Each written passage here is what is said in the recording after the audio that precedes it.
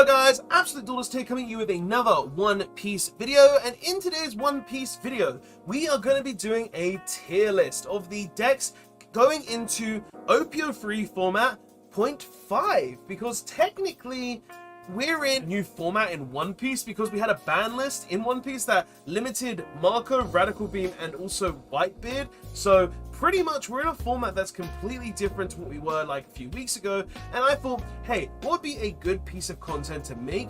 And I thought the perfect kind of content would be this, a tier list of the best decks in the game. So in today's video, we're going to be going ahead doing this, showing you guys what I think are the best decks in the format, and we're just going to go ahead and obviously do my thoughts and opinions on each of the leaders in the game. So without further ado, let's get into it and talk about the best decks in the game. So starters, we have Black, Yellow, Big Mom. Now, Black Yellow Big Mom is an interesting one. I don't think she's amazing, and we are going to go pretty quick, guys. I don't want to make this a super long video for some of you guys and give some of my opinions. So, first off is Yellow Black Big Mom, as I said. Now, Yellow Black Big Mom is an interesting one. It has all the good things of Black, where it has great removal, has the ability to go ahead and get life back. It has all of these nice things that Black has and all these nice things that Yellow have, with refill and also removal. So, I think this leader is pretty decent. I wouldn't say she's absolutely insane, but I wouldn't put her below B tier.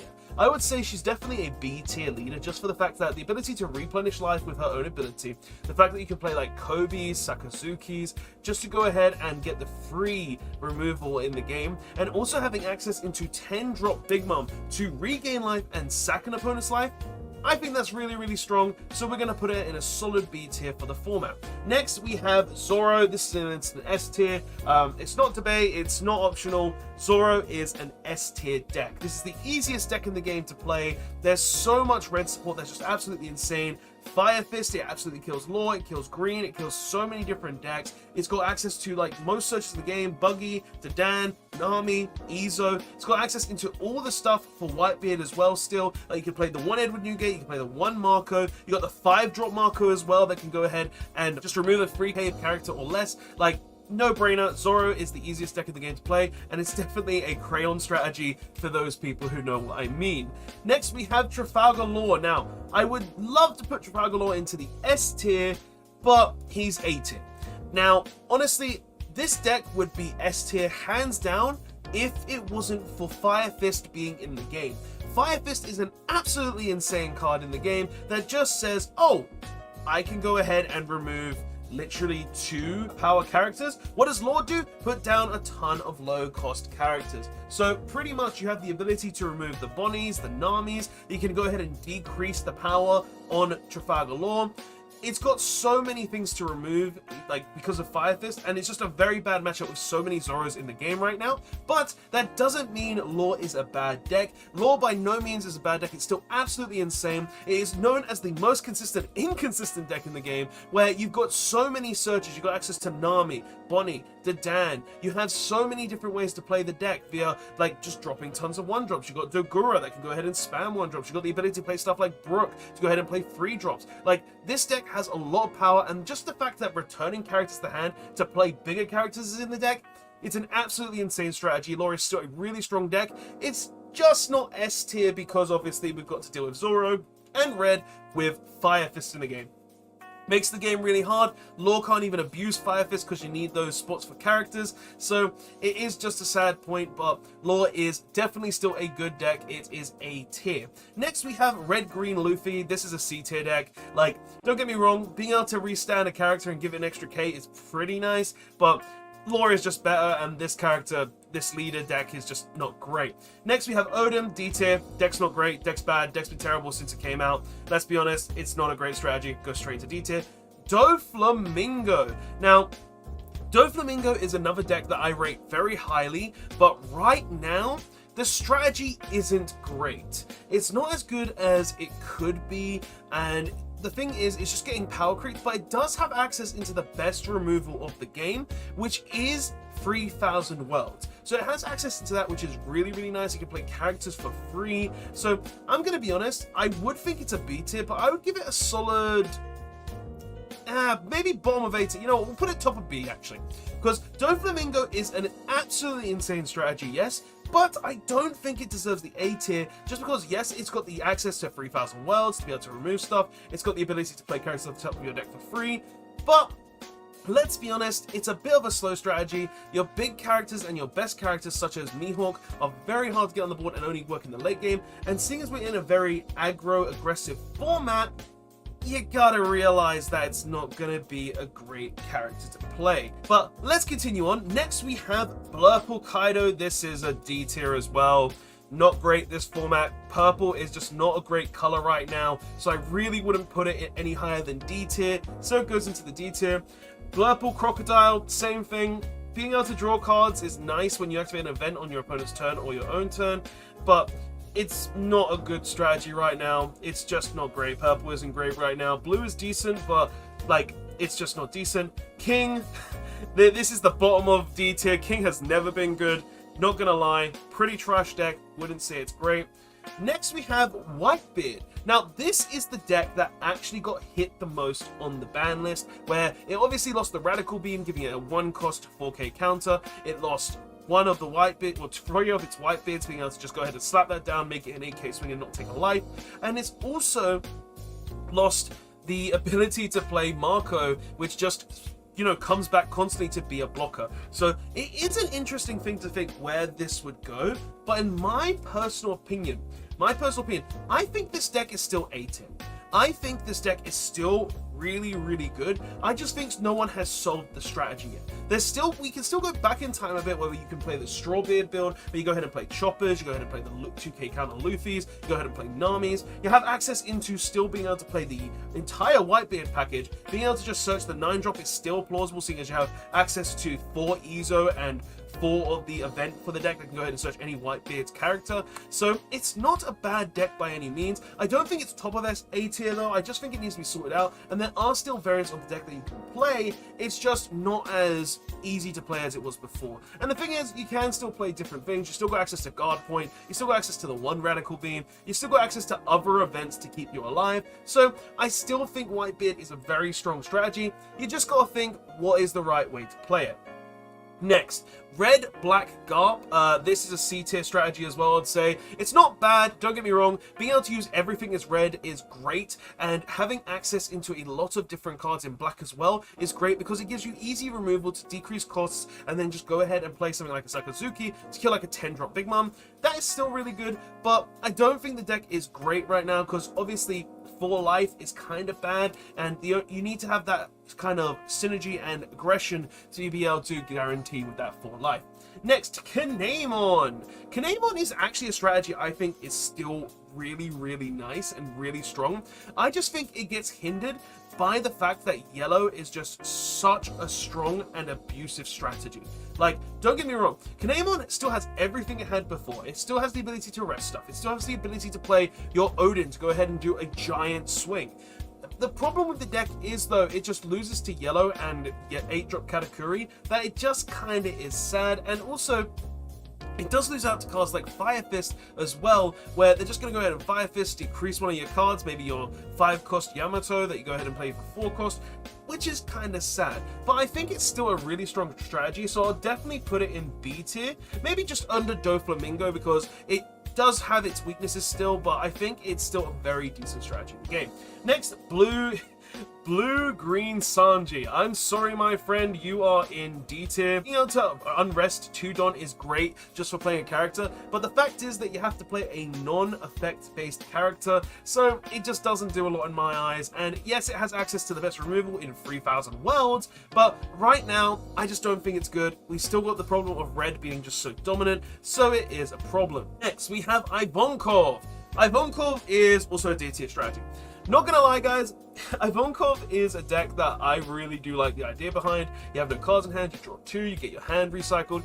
But let's be honest, guys, being able to have no cards in hand at the end of your turn is really bad, just because you don't have a bigger hand. And in this game right now, you want to have lots of cards in your hand. You don't want to be wasting cards, and a leader just having the ability to draw 2 at the end of the turn if you've got no cards, yes, can be very strong, but it doesn't help outside of that. If Ivankov's Stead, if you have no cards in hand, draw 2 once per turn, I would say that's pretty good, because you can try and utilize the cards that you draw to play more cards and then get more cards on the board to keep yourself alive, like maybe blockers or stuff, but I just don't see this strategy being great. So yeah.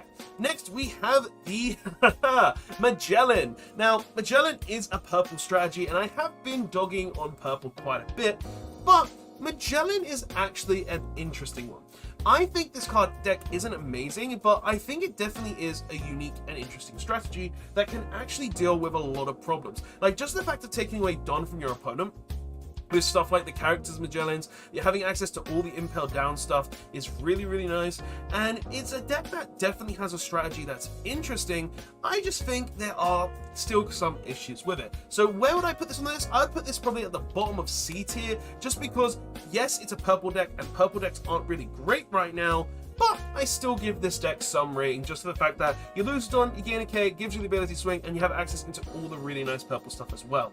Next we have Zeph. Zeph is also, I would say, a C tier, probably above Magellan. Being able to swing neg like 4 Don and just kill a character is really decent in a deck, and also it has access into a ton of kill cards, into every purple kill card, and giving every purple kill card the ability to kill bigger things just by the fact of playing a card that decreases costs on cards. It's really decent, and I think it's actually a pretty cool deck. Like Zeph is, or Z as some people call it, is definitely an interesting strategy. Wouldn't put it above C tier though. Probably higher, actually, now that I think about it, higher than definitely Red Green Luffy, and Red Green Luffy is lower than Garb. But I think it's a very interesting strategy and a pretty cool one.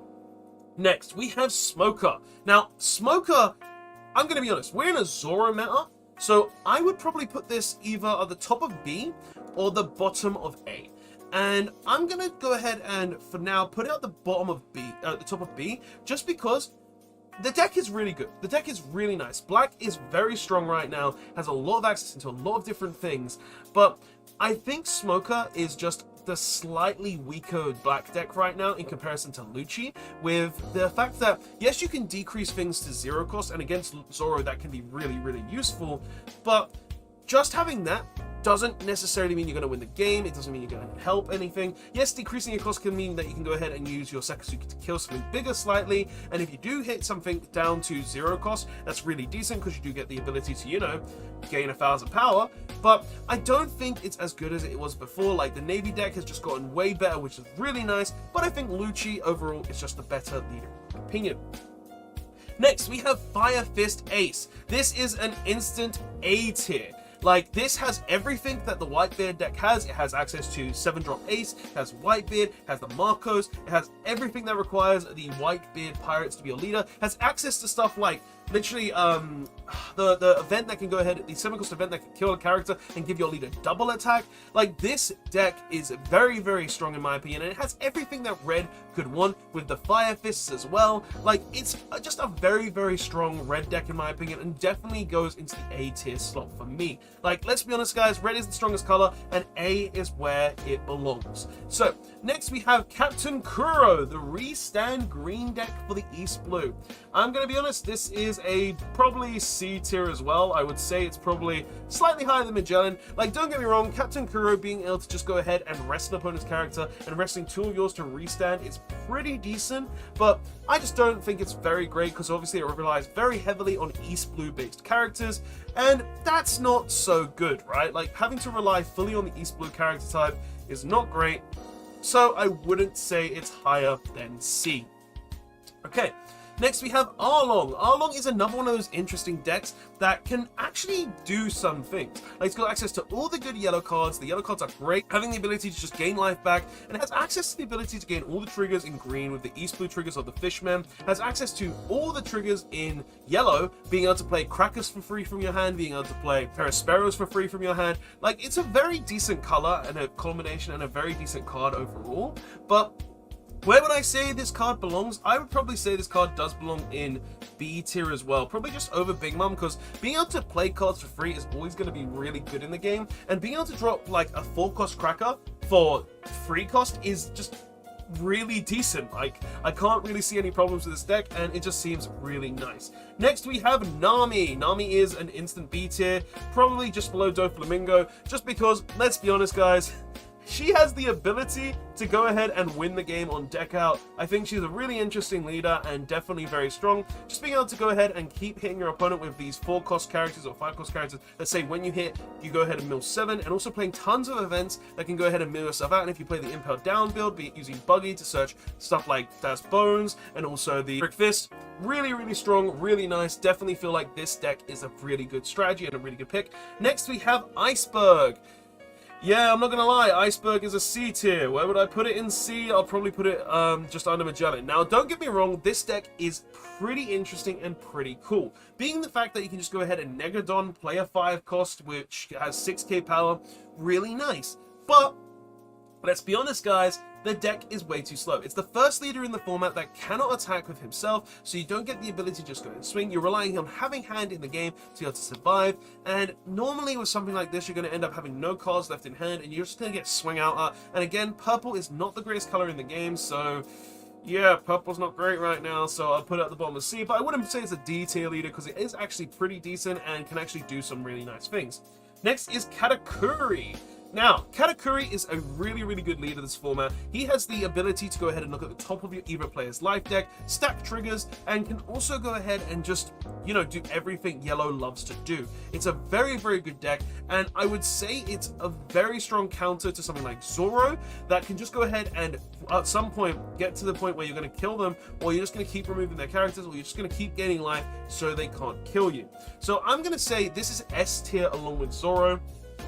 This is just my personal opinion. I think these two decks are very, very interesting against each other, and I would say Katakuri is definitely probably the counter to Zoro. Like, you play a load of high-costing characters, which means that it's very hard for the Zoro player to kill them, such as the 7-drop Big Mom, the 8-drop Katakuri, the 10-drop Big Mom, and you can also play things out of life that give you more advantage, making it easier for you to kill your opponent. Like, if you hit a Cracker, for instance, like, you can go ahead and just hit your opponent's life, use double attack, and gain their, well, whittle them down quicker, and you're just playing tons of cards from your life as well, and also stacking your life while regaining life. It's just a very, very good strategy, and I'd say it's a very cool deck and definitely an S tier strategy right now. Next, Rob Lucci. Rob Lucci is another leader that I would say is very, very strong in this format. I would say it's the best black leader in my personal opinion, just for the fact that if you kill a character, discard 2, restand, that is insane in the end game, just for the fact that I myself has lost just to the fact of a meteor killing one of my characters, then he restood it and swang for game. Like, the fact that this card is just so nice and so good, I would definitely say this is an A tier leader for black. So yeah, definitely the A tier leader that goes into the black slot. Like, I'd say it's absolutely insane and really, really nice. Next we have Luffy. Red Luffy. Now, I don't think Red Luffy is bad. I think Red Luffy is actually a pretty decent leader right now. I don't think he's absolutely insane, but there's definitely things you can do with him. Like, you have everything for red, but I wouldn't put him in the A tier. I'd probably put him like B tier, maybe just above Dofi. I think he's slightly worse than Smoker, but I think he's a really cool leader just nonetheless. Just being able to give any character an extra don is really good, and he's very decent in that fact as well. Next we have Kid. Green just right now is not great. Kid is an interesting choice if you play him, but he is a C tier leader in my opinion. Probably the top of C tier, thinking about it, just because, yeah, he can go ahead and double swing, which is nice, and the Film Kid deck is pretty cool, but let's be honest, like, there's very easy ways to get around the Film Kid deck. There's a lot of aggro, there's a lot of removal. Like, the deck isn't unbeatable, and it's a very easy strategy to get around. Next we have Blue Croc. Blue Croc is another B tier strategy, I would say. I don't think it's a terrible strategy, but I think it's just the fact that, well, actually, you know what? It's not even the highest B tier anymore. I would honestly put this probably just above Kinemon. Actually, no. I can't actually agree right now with that. I would actually say Blue Croc is probably a C tier now. And there is actually reasons for this, guys, because Croc right now, the thing is, why Croc was so good in the beginning of OP03 is because just being able to bounce back a Whitebeard player's 4-cost character, 5-cost character to the hand to make them waste a turn on these cards means that they waste turns putting characters on board, and means you have more of the ability to just go into the opponent's life and force them to go ahead and waste their cards, utilize more things, and essentially lose out on a lot of characters and swings to face. So yes, it's a very decent leader which has the ability to do a lot, But I think because of Whitebeard has kind of gone down a bit in the game, I would actually put this in C tier now. Like last format, it's definitely at least a B tier leader, just for the fact that it was great against Whitebeard, it was the Whitebeard counter, but right now, it's really not, so I'll probably put this in C tier. Next, Kaido. It's a D tier right now. I'm sorry, guys. I know a lot of people are probably going to say, Kaido ain't D tier. Kaido's still really decent. And how is Kaido worse than Iceberg right now in Magellan? Well, guys, let me be honest. Right now, Kaido and Purple is just not great.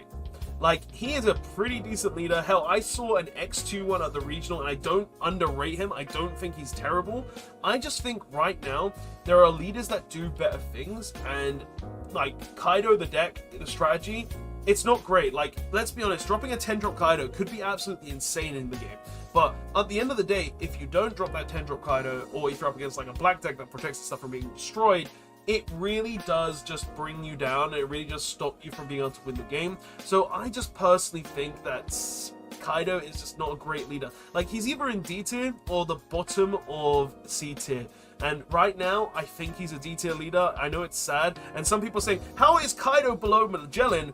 Like, that's just my opinion. Like, you could easily swap these two, I'd say. Like, in my opinion right now, I just think Kaido is just not great. I would say he's D tier now, but could easily go up to C tier.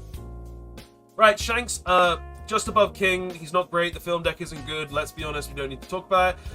Sakazuki, black leader.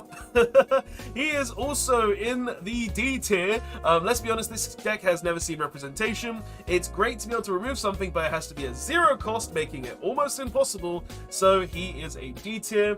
Next, we have Yellow Big Mom. You know what? I'm going to be honest. I think Yellow Big Mom is definitely a C tier leader. Like, Yellow, as I said, is a pretty good strategy, so I'll definitely give this C tier.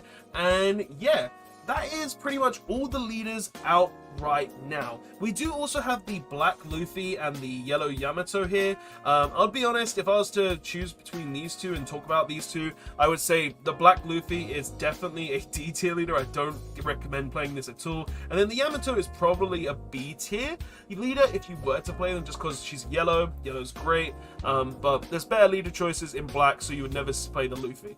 But yeah, that's just the end result of this tier list, guys. Now, this is just my thoughts and opinions when it comes down to the One Piece game and the One Piece tier list. Like, you guys can honestly say if I'm wrong, if I'm right. I'd love to hear your personal points and opinions on this. Like, honestly, this is just how I look at the game right now. Like, something you could easily change if we were to change a few things at the end of this, because obviously this was my thoughts as we were going along. There's things that can obviously change. Like, maybe you can change like the Iceberg for the Kaido slot, because I'm gonna be honest, I do rate Kaido higher than Iceberg. I think Iceberg is decent, but I don't think he's higher than Kaido now that I'm thinking about it. Like, honestly, I think Kaido is a better purple leader, but Iceberg is just an interesting strategy right now that I think has potential and does do decent things. But guys, at the end of this video, this is my tier list. These are the decks that I think are the best in the game right now. There are obviously things that could be changed. There are obviously things that decks can do better and in certain situations do better than other decks. But in my personal opinion, this is where I rate the decks. Now, please do not take into consideration where they are in the C and A tier, except for like King. He's bottom of D tier. He's the worst leader in my personal opinion, just hands down. But yeah, guys, that's all I have for this video. Don't forget to like, comment, and subscribe. More One Piece content, and I'll see you guys in the next one. Absolute Duelist signing out.